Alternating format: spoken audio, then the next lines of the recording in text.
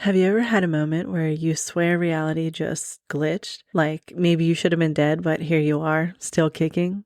Welcome back to Don't Quote Me, It's Probably Nothing, the podcast where we dive into the weirdest stories that make you question reality and maybe your own sanity. I'm your host, Kelly, or Kelly, your host. I don't know which one sounds better. I don't even know if I like it.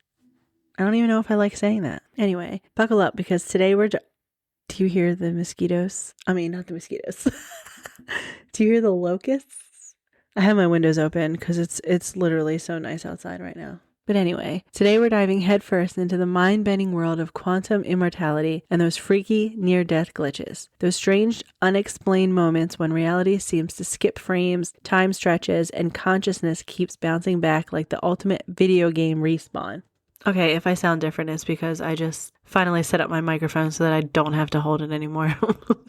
Also, every time I laugh like that, I automatically think of the dude with the small hand in Scary Movie during the dinner scene, when he was like, I know what you'd like. How about a leg? How about two?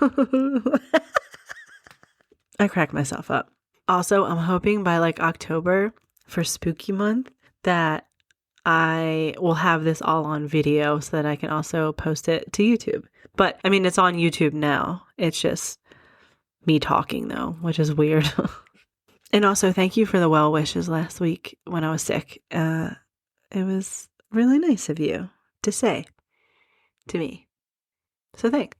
But anyway, back to the podcast. So we're talking science, philosophy, spooky stories, and some of the craziest ideas about what happens when life and death start to blur. And maybe, just maybe, why you might never truly die. But don't quote me. It's probably nothing. All right, let's dive into this mind bender called quantum immortality, which honestly sounds like the ultimate cheat code for life.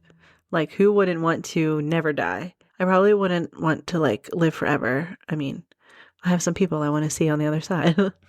Quantum immortality is this wild idea that comes from the world of quantum mechanics, which is the branch of physics that basically is a playground for the weirdest, most confusing concepts out there. We're talking particles that exist in multiple states at once, cats that are both alive and dead.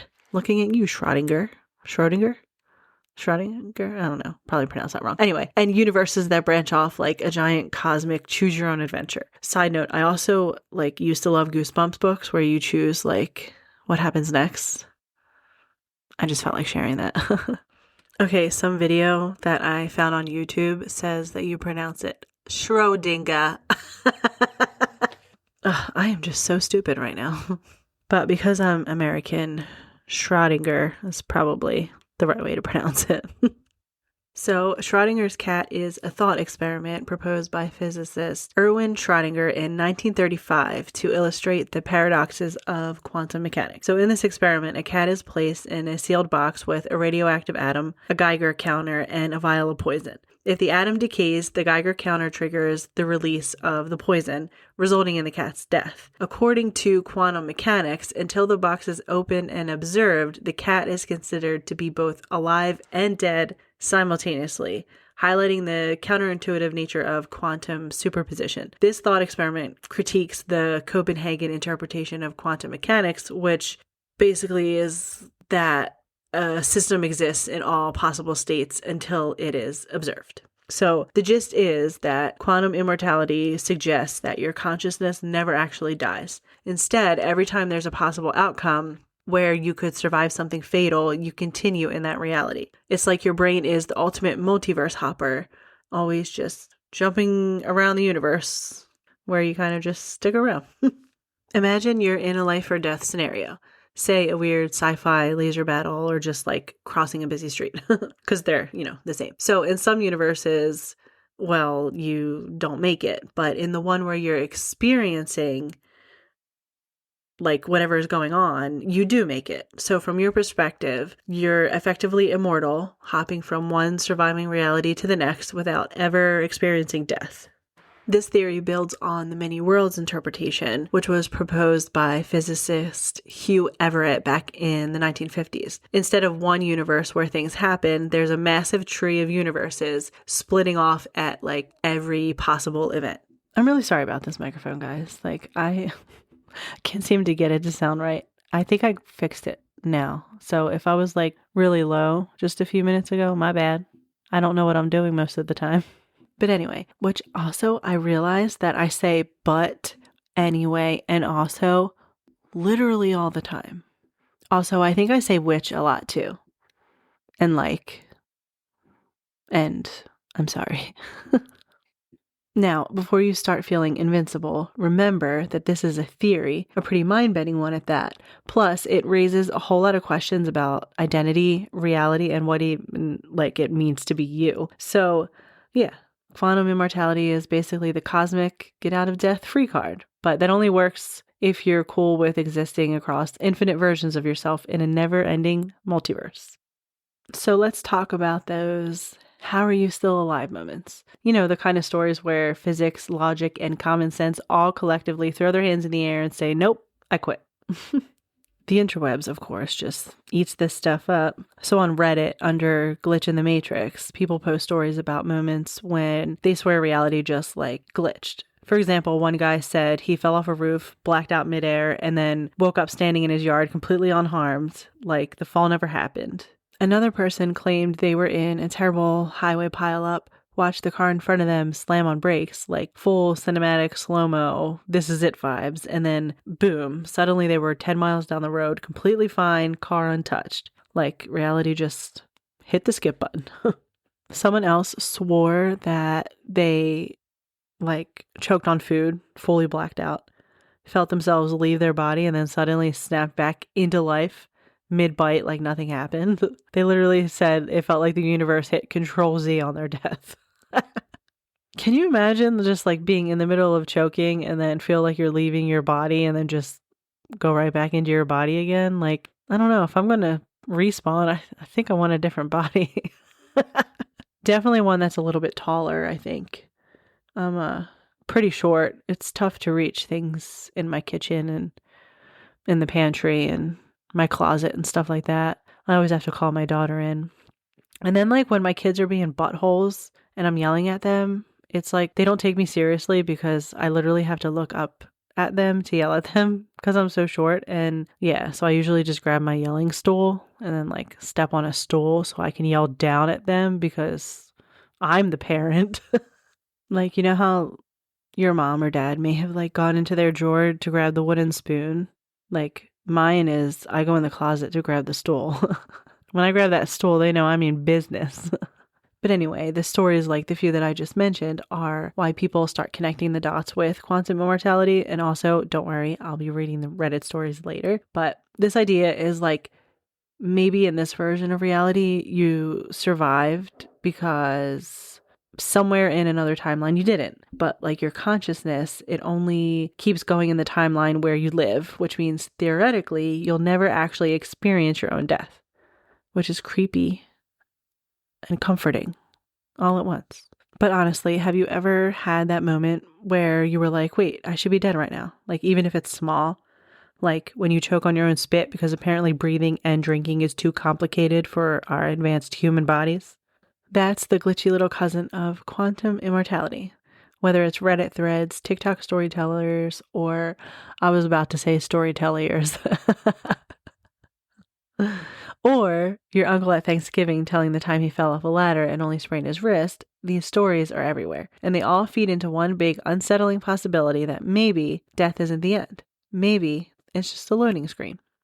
Hollywood loves to get weird with this idea of never really dying and just shifting timelines. And honestly, who can even blame them?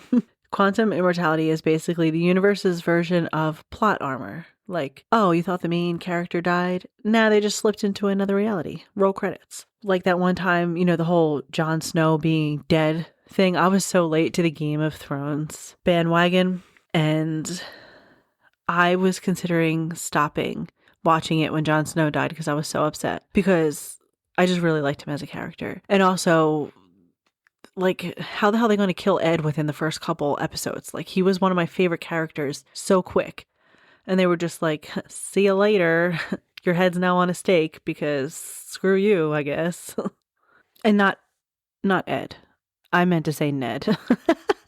I only took 2 hits of my bowl. I don't understand what's wrong with me right now. I want you to listen to my cat purring. Hold on.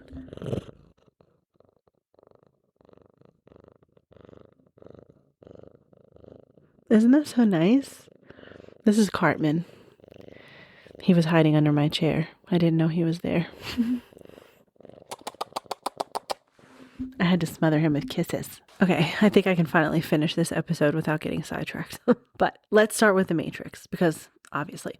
So everyone remembers Neo dodging bullets in slow motion, but at its core, that movie is all about bending reality. And if you think about it, Neo dying and then coming back stronger is like the ultimate quantum immortality flex. He didn't really die, he just glitched into the timeline where he didn't. Then there's Final Destination, aka the franchise that ruined tanning beds, highways, and even dental cleanings for everyone in the early 2000s. That, not for me though, the thing that wrecked me was the tea kettle exploding and then the chick just getting stabbed in the chest by a knife. That one always bothered me. And now that I said that, I don't really think it was a tea kettle. I think it was the popcorn. Like the poppy popcorn that you cook on the stove. But anyway, I feel like the Final Destination movies basically say, sure, you cheated death this one time, but death is petty and has a to-do list, which kind of feels like the opposite of quantum immortality. Like in one version of reality, you survive the accident, but in this movie universe, death is going to make sure that ladder will fall on your head next week. Or take Doctor Strange in the Marvel Universe. He literally uses the time stone to keep dying and resetting until he finds the one scenario where he lives. And that's not just quantum immortality. That's quantum immortality with a subscription upgrade. And I'm so sorry. That was dumb. That was so dumb. But it's not just action or sci-fi, because even Rick and Morty ran with this idea in a super twisted way. So remember the episode where Rick casually replaces himself and Morty with versions from a reality where they just died and then they buried their own bodies in the backyard? Dark. Messed up. But also a hilarious, yep, this is quantum immortality, but in cartoon form. Once you know this concept, you start seeing it everywhere. Time travel movies, multiverse movies, even cheesy soap operas when someone comes back from the dead after falling off a cliff or something. It's oh, surprise! They didn't actually die. They were just in another timeline where they somehow also got plastic surgery and a new haircut. But here's the thing though. Pop culture makes quantum immortality look glamorous. But in reality, if this theory is true, it's probably way less Hollywood and way more awkward. So whether it's Neo dodging bullets, Death plotting new creative ways to off you in Final Destination, or Rick literally grave digging for his new self, pop culture has had a field day with this concept.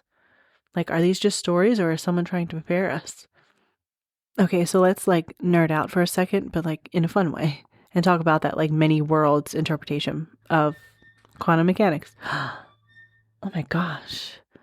My neighbor's garage is so squeaky. I can't talk too loud because my windows are open and he's standing in his mailbox. But he's just the cutest little old man. And he always wears these shirts that say, I love Jesus. And he's just adorable. Okay, so with the many worlds version of, the many worlds interpretation of quantum mechanics, is basically just a fancy way of saying every time something could go one way or another, the universe basically copies and pastes itself. One version does this, one does that. So let's say you're walking down the stairs holding a giant iced coffee like the caffeinated queen or king that you are. And in one reality, you trip, coffee everywhere, total embarrassment. Your cat is judging you like mine is right now. And in another, you somehow do this Olympic level recovery move, keep the coffee upright, and just strut away. Both versions exist, but you, or your consciousness, only experiences the one where you totally didn't eat it. Because if you did, well, you wouldn't be here laughing about it right now, I guess. I don't know. Don't know where I was going with that. Scientists are split. So some say, yeah, the math kind of works. This could be a thing. And others are like, stop. This is science fan fiction written by people who think Rick and Morty is a documentary. And the trippy part is, you can't prove it wrong. Because in your experience, you always survive. From your perspective, you're immortal. Meanwhile, in someone else's timeline, maybe you spilled the coffee, broke your neck, and now you haunt Dunkin' Donuts. But for you, you just keep vibing. So now that we've wrapped our brains around quantum spaghetti, let's talk about the part that really freaks people out. The stories. Because it's one thing to say, oh yeah, science says infinite timelines, blah, blah, blah. But it's another thing when actual people are like, I think I just jumped realities and no one told me. Also, when I just said spaghetti, it reminded me of like little kids sometimes say biscotti instead of spaghetti. And then my little niece, Aurora, when my dad and stepmom, their cat, is named Sebastian. And when she says Sebastian, it's the cutest thing ever. She goes, Bisbastian. Hi, Bisbastian. This one's from Cool District 4369, and it's titled, I Think I Jumped Realities. I'm a pretty open-minded person. I believe in ghosts, aliens, some mythical creatures, etc. So parallel universes are something that I believe are possible. However, I never dabbled in learning about them in depth as much as paranormal phenomena. I can't say I'm as big as a believer in parallel universe or time jumping because I've never experienced it firsthand. I have more encounters with paranormal phenomena and have only ever heard or read stories about someone waking up in a parallel universe or time jumping, but have never experienced it myself. That is until recently. I took a nap on my couch and quickly fell into a deep sleep. One of those sleeps that someone really has to shake you to get you awake. I'm usually a light sleeper, so this type of deep sleep already felt off to me. I was unconscious, yet still able to feel my body, which was extremely heavy and felt like I was buried under 10 feet of sand. I woke up and found myself still on the couch and in my apartment, but it was slightly different. Such as, the kitchen was bigger, there were 3 bedrooms. I lived in a 1-bedroom, 1-bath, and my porch was slightly larger. The biggest difference was the fact that my apartment was facing a parking lot as to where my actual apartment is faced towards a woodsy area. Something else that kind of unnerved me was the fact that I knew I wasn't in my hometown, which is the Midwest. I somehow knew that I was somewhere south, possibly Georgia. I got up from the couch and felt this weird hazy feeling around my head. The best way I can describe it is being drunk and high at the same time. It's what I imagine Spider-Man's spidey senses feel like. As I walked around, I became more and more aware that I was somewhere I wasn't supposed to be. I looked out my living room window and saw someone grilling. I also heard my father's voice. I went outside and saw my dad talking to another man, who I had somehow known was my neighbor, grilling steaks. I walked up to them and became even more unnerved because I had the sudden realization that they did not know I wasn't supposed to be there. My dad turned to me and said something that I couldn't be bothered to listen to because all I could think about was the fact that he did not know that I was not his daughter. I'm trying to make sense of what's going on. The neighbor asks us if we wanted to try his latest batch. I didn't know what he was talking about, but again, I just had the knowledge that he grew his own produce. He went inside his apartment and came back out with a jar of what appeared to be homemade pickles. He handed one to both me and my dad, and we tried them. Now, funny enough, this is the part that really let me know that I wasn't where I was supposed to be. In my reality, I absolutely hate pickles. So much so that since I was a kid, if I tasted anything like pickles, I would refuse to eat whatever was in front of me. Even if a pickle was on a burger for 2 seconds, I would take a bite, taste nothing but pickles, and would lose my appetite immediately. So when I ate these pickles and loved them, that's when I knew I had definitely traveled to a place I didn't belong. I mean, I don't know why that made me chuckle, but I love pickles. Pickle, like everything, is delicious. But anyway. After realizing this, I quickly excused myself and went back inside to try to figure out how to get back to my reality. The only thing I could think of was to try to go back to sleep and concentrate on things that I would recognize in my reality, such as how my apartment was supposed to look, my 2 cats, my husband, etc. I was able to drift back to sleep, and as soon as I did, I immediately jolted back and woke up in my reality. And when I say jolted, it felt as if I was shocked back to life. My whole body moved so suddenly that I scared my cat across the room. Now, like I said, I usually only hear about traveling to parallel universes or temporarily jumping timelines and or realities, and I'm not opposed to the possibility of those events happening. I'm not sure if that's what I did, but I can't shake the feeling of just how unsettling it is to be in an environment that you so clearly know doesn't fit what you understand, and being around others that don't realize the same thing. Okay, this next one is from Trade Dependent 142. It says, as a young child, I flew outside my body and would fly in figure eights above my parents watching TV. I would tell my mother what they talked about the next day. One night I had a different experience, more like a near-death experience. After I came back to my house, I saw my family was not in the house, so I flew outside and saw my parents and older brother were outside because some of our horses were out. I flew behind the barn and saw the horse had its legs stuck in a fence. I went out to the front of the barn telling my mother she needed to get back there, but she couldn't hear me. That's when I realized she didn't even know I was there. I flew back into my house, went into my body, and laid down into myself and forced myself to wake up immediately, which I did. I ran to the door and couldn't turn the knob because I was locked in the house. My mother had locked me in because I was young and didn't want me to get run over by upset horses running loose. I screamed and pounded on the door until she heard me. She unlocked the door and was so mad I was screaming when they had such a terrible incident on the farm. I told her what happened and she said it was a dream. I then asked about the horse behind the barn with its legs stuck in the wire fence, and she was horrified. I told her everything they said and all kinds of details I could not have known locked in the house after dark. She was terrified and said not to talk about it again. I was out of my body and saw things far disconnected from my physical self. It happened. I can't explain it. I don't know how that was like a near-death experience, but okay. One of the comments under this thread said to check out the Celtic mythology about Summerland, so let's do that. Okay, so in ancient Celtic belief, especially among the Druids, which, okay, side note, because this is how my brain is, so just deal with it, I guess. I'm not sure if you've ever heard of Akashic Records or anything like that, but Akashic Records are like a symbolic or intuitive reading based on your current life path. And there's another one like Ayurvedic records, and they're insights based on dosha types like Vata, Pitta, and Kapha, and like lifestyle alignment, which for that one, I gave like my body type and other stuff. And it was wild that it was accurate with like everything about me and how my brain works. But anyway, with the Akashic Records, and the whole reason I got sidetracked into telling you this is that in my past life, apparently, I'm just kidding. Apparently, I was born female in the early 1400s, somewhere along like the northern edge of modern day France or Belgium. And like this part of my soul is like it's cloaked in candlelight and the smell of old paper, which, sorry, a car just drove by, but it would totally explain why I absolutely love the smell of old paper. Like it's hard to explain, but when I smell old books, like it brings me so much peace and comfort. But anyway, apparently I was like some type of scribe, like working in like a monastery or a private library, and I would translate religious texts, which would also explain why all throughout school, religion was like my favorite subject next to history. But it said that I wasn't just copying scriptures, I was like smuggling hidden knowledge into the margins, like forbidden philosophies, wisdom, herbal remedies, like apparently crude jokes when I was bored, which is so on brand. But it also said that particular timeline left me with like a deep mistrust of censorship or controlling systems and a soul level urge to tell stories that matter, and like a sharp wit with unfiltered commentary because I was also funny in the 1700s and a slight fear of exposure because in that life I was almost discovered and had to flee. And then it says that my soul remembers being punished for like knowing too much, but it also remembers the fire of like rebellion that felt like truth itself.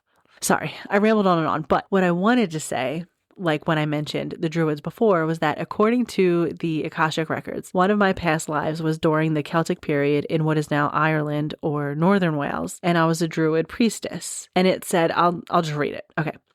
It says, you were a female druid, which was rare, but you were highly respected. A healer and interpreter of omens, especially using nature, trees, birds, smoke, stone circles, etc. The keeper of oral traditions, passing knowledge through stories, symbols, and ceremonial music. You had vivid dreams even then, and your intuitive abilities were well known. People came to you with questions about love, death, crops, childbirth, spiritual guidance, and you always knew what to say, not from logic, but from direct knowing.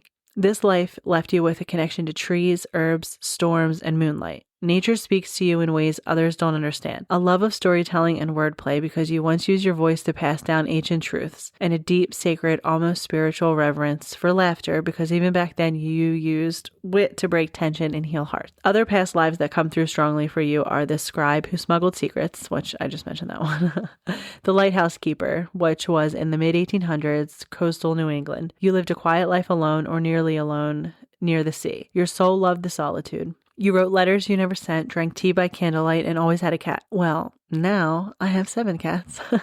The I love people, but please leave me alone feeling stems from here, which, yeah, I do felt. And the other one was like the midwife humorist in medieval Italy. And it says that I delivered babies and cracked dark jokes about death and sex and life to the mothers while doing it. I was well loved and a little feared and definitely whispered about. But what's wild is that like, okay, so you know how they say that if you feel particularly drawn to like a certain, my dog is barking. Oh, Clarabelle, she's so cute. Sorry for the dog barks. I was so engrossed into like what I'm telling you that I didn't even notice. I'm not even going to edit it out either. But anyway, if you feel particularly drawn to a certain period of time, supposedly you had a past life during that time. And I feel that because coastal New England like calls to me, even though I've never even visited there before. And like the ocean is a place where as soon as I step into the water, I feel like I'm just like reconnected with the earth. And like I love nature, and the tree thing, like this is going to sound so weird, but like I can see when trees are sad or happy.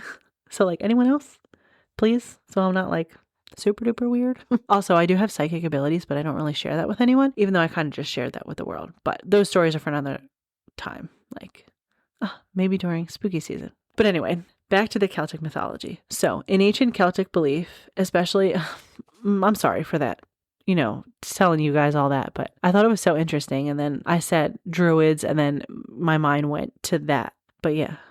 Anyway, in ancient Celtic belief, especially among the Druids, death wasn't seen as the end. Instead, it was more like a transition. Think less game over and more loading. They believed in something called the Summerland, sometimes referred to as the Otherworld, which was basically the Celtic afterlife. But it's not all fire and brimstone like some later religions describe. It was more like a paradise. Imagine endless green fields, crystal waters, perfect weather, and a place where your soul could rest, reflect, and prepare for what came next. So they basically believed that the soul was immortal, that death was just moving through a doorway into another existence. The Summerland was like a pit stop, like a place to chill before reincarnating into another life. So basically, they already had their own version of quantum immortality before physics gave it a name. Like you never really die, you just keep going in another form, another body, another timeline. I don't know why that made me chuckle. But some druids even taught that memory and wisdom carried over, which is why some kids are said to be old souls. My favorite part about this is that the Summerland wasn't scary, it was peaceful. Like dying wasn't something to dread because the soul's journey was eternal, like a cycle of life, death, and rebirth. Which honestly feels like the comforting version of our glitch in the Matrix stories. So while today we call it quantum immortality, thousands of years ago, people were like, yeah, your consciousness just keeps vibing. Don't stress about it. That was my thousands of year ago accent. But anyway, back to Reddit. This one is from Material Wolf 8005. I don't know why I almost had a hard time saying that. And it's titled, I died and woke up in a parallel universe. I have sleep apnea, and sometimes if I sleep facing up, I will wake up gasping for air and choking on my saliva. It took me like 10 tries to read that because I kept chuckling. I was so tired I slept facing up. I remember waking up freaked out and gasping for air. As I looked to the ceiling, my vision started going black from all the angles into a single point. Think of how an old TV turns off. After that, I was staring at myself through a mirror I had facing my bed. I remember thinking, oh no, I'm dead, as I looked at myself laying down. Then I saw myself moving as if I was waking up. I woke up, but the craziest part is that as soon as I woke up, I saw myself in the mirror staring at me, but standing up, not laying down. Now, this world feels off. I was anxious and depressed, and all of a sudden, I'm fine. I feel like I died in a parallel universe and woke up in this one. It's so weird I can't explain it, but I feel different. That's wild. This one's a pretty recent one. It was posted 2 months ago by user Looker here. By username Looky Here. Well, I was always pretty sure, but the nail in the coffin came this past Easter when I learned that the Queen Elizabeth II, was born on my birthday, April 21st, as well as Prince being killed, or dying if you believe that, also on April 21st. In my timeline, the Queen's birthday is April 20th, the same as Hitler. I also remember Prince being killed on April 20th, and the talk was that he was a sacrifice for the Queen, the purple one. After finding this out, I had to go looking to see what else changed. The Oklahoma City bombing moved from my memory of the 20th to the 19th. I remember the 20th because I was afraid the bombing would affect my birthday party the next day. I also recall thinking that April 20th was a cursed day, which it would end up being. Columbine happened on April 20th. Hitler's birthday, the 1992 riot. Again, a birthday anchor proves another change, the 1992 LA riots. I remember them taking place during my birthday. My party was the Saturday before my actual birthday, which fell on Monday. We were talking about the riots during the party, so April 18th was my party. The riots were actively going on at this time. Reginald Denny was pulled out of his rig and that got them really going. But before that, there were people walking down the streets and busting up stores, but pulling Reginald from his big rig on the corner of Florence and Normandy. No one who was old enough to remember will ever forget seeing that and remembering where it happened and that it escalated the riots. During my party on April 19th, I was told I was going somewhere as a surprise. Turned out to be the Phantom of the Opera. The tickets were a student discount and the show was on an off night. I know I saw the show the day after my actual birthday, so April 22nd was the show, a Wednesday. I remember asking my date if the curfew was still in effect and if the riots, which were winding down, will affect us going to see the show. And they didn't. There was an earthquake during the performance. This earthquake was strong enough to shake the entire auditorium, enough to have the cast say, "It's the curse of the Phantom," to keep people from freaking out that their seats were shaking. They played it off like it was part of the show. Archives indicate the only possible earthquake in the month was on the day after my birthday, April 22nd at 9:50 p.m. No doubt that this was the earthquake, which means I saw the play on that day, which was the day after my birthday. The riots happened almost a week later. Reginald Denny was pulled from his rig on April 29th. I had a minor freak out last month when I learned about Queen Elizabeth. I did not misremember. I don't know a single person who hasn't discovered which famous person shares your birthday and not known that a very major person shared it. Not associating Hitler's birthday with Queen Elizabeth's because I think they were both evil. Not willing to get into a debate or argument about it, but it's my own opinion. That actually would be a good podcast episode to talk about like the monarchy and stuff like that. And all the... I think I'm going to do it later. Okay. No way I wouldn't know that Queen Elizabeth and I shared a birthday. No way I would misremember the earthquake during the Phantom of the Opera and the memory of asking if it was okay because of the curfew and riots. No way I would misremember talking about the riots during my party. While opening presents, I forgot one of my gifts was a stuffed bear, and I made a joke about looking inside it for a gun. Someone at school told about her cousin who was taking part in the looting in LA, bringing her a stuffed bear from his looting, but he put a gun in the bear, which he also looted. I just want to say I am really confused about what this person's even talking about. Like, I don't even know. Because I feel like I'm missing a whole chunk of, like, whatever the fuck they were talking about. Another one from Maru the Red says, simultaneously split reality. When you see it happen, you know. I was in a room with my door shut, and I heard people in the hall, but the door never opened. They left, and several seconds later came back in and opened the door. They asked me where I was, and I said, sitting here. They claimed no one was in the room. I told them they never came into the room. They turned and left. They had entered the room and I wasn't in it. A second person experienced the same thing in another room separate from mine. And Vindictive Puppy commented, I was outside in the yard and went to open the door and it was locked, and it took a while before anyone came out. The guy who locked the door said he saw me walk back in the house. He swore up and down and sideways he saw me walk into the house and down the hall toward my room and thought he was just being a good guest by locking the door and turning out the lights. He looked really bugged out too, and I don't know if he'd have a reason to just lock me out. Not like we weren't pals or anything. It was weird. This one from Frosty Problem 1917 says, relived the same day, so I was basically in a time loop like in the movie The Groundhog Day. I know that people won't believe me, but I know it happened. I think parallel universes could explain what happened. Maybe I shifted into a parallel timeline that is one day back. I also used to write all numbers mirrored and had to learn to do it the right way. Leonardo da Vinci did this too. Maybe we're both from a different parallel universe, where the mirrored way is the correct way. I might just be really high because I am so fucking confused at like what have just read the past three comments. So, sorry guys. My brain is just not braining. Okay, I'm going to end with this one because I could go on forever. So this one is by Weirdo Immunity, and it says, people will think I'm totally batshit for this. When I was roughly 9 years old, my mother asked me specifically about the tags in my t-shirt and underwear. Like, she came in my room unprompted and just asked me to look at the tags and talked about the cornucopia and the Hanes t-shirts and shit. That's what that said. It was weird, and I thought she was drunk. Then, about a month later, she did the same exact thing, but this time she asked me to look at this tag as she picked my t-shirt up and showed me the tag, and it was just fruit. So I was sort of shocked and upset as I rummaged through my underwear drawer, desperately trying to find the tag from a few weeks ago, but they were all different. I had this one t-shirt she spilled coffee on that I was sure she couldn't have messed with. But when I found it, the tag was changed and had the same washer fading in the logo as the old one, minus the cornucopia. She seemed sickly delighted in how upset I was and had this big fat smile on her face and kept repeating it has always been this way. I was crying and ended up screaming. She grabbed my... What the heck? I'm not reading that part because that's a little rude. Okay, I'll read it. So it says that he was crying, or it might have been a girl, but I was crying and ended up screaming. She grabbed my neck and shook me violently and told me if I kept it up, people would think I was crazy and to shut up now. Maybe she was scared. Maybe that's why she did that.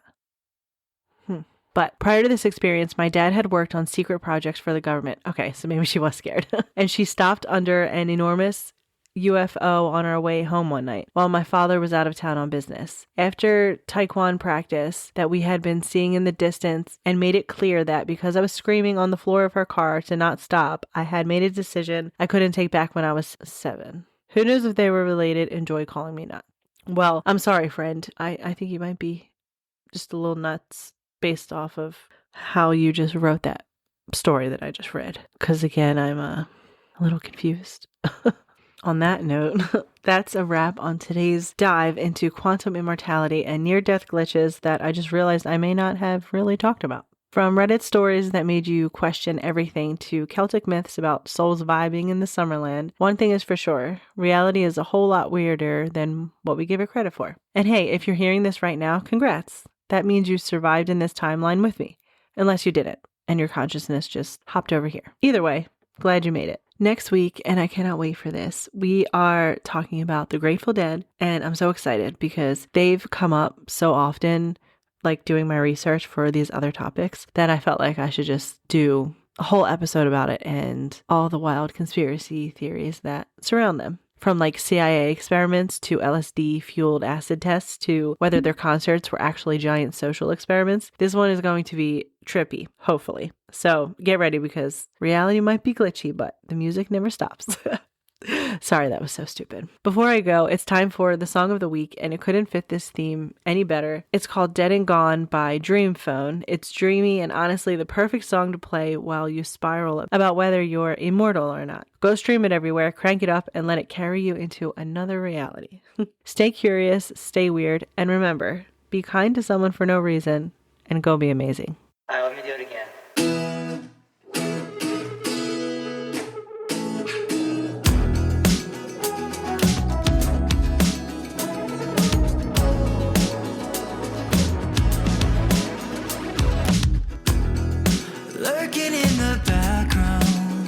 There's always something there, and I can't seem to scare it.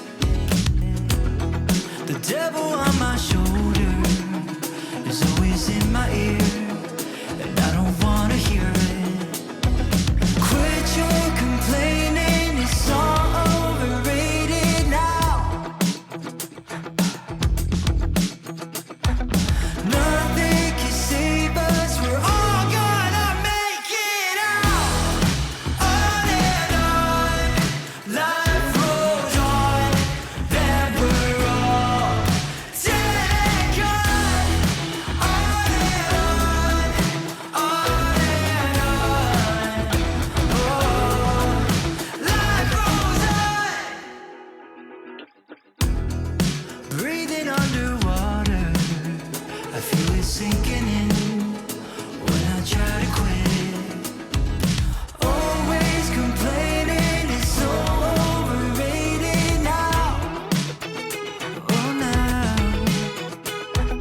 nothing can save us, we're all gonna make it out. On and on, life rolls on, then we're all dead and gone.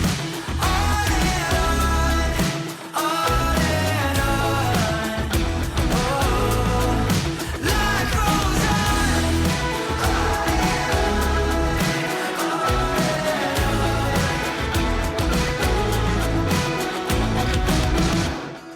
Everybody's crazy, and it's all the same. Yeah, we're all insane. So quit your complaining, it's all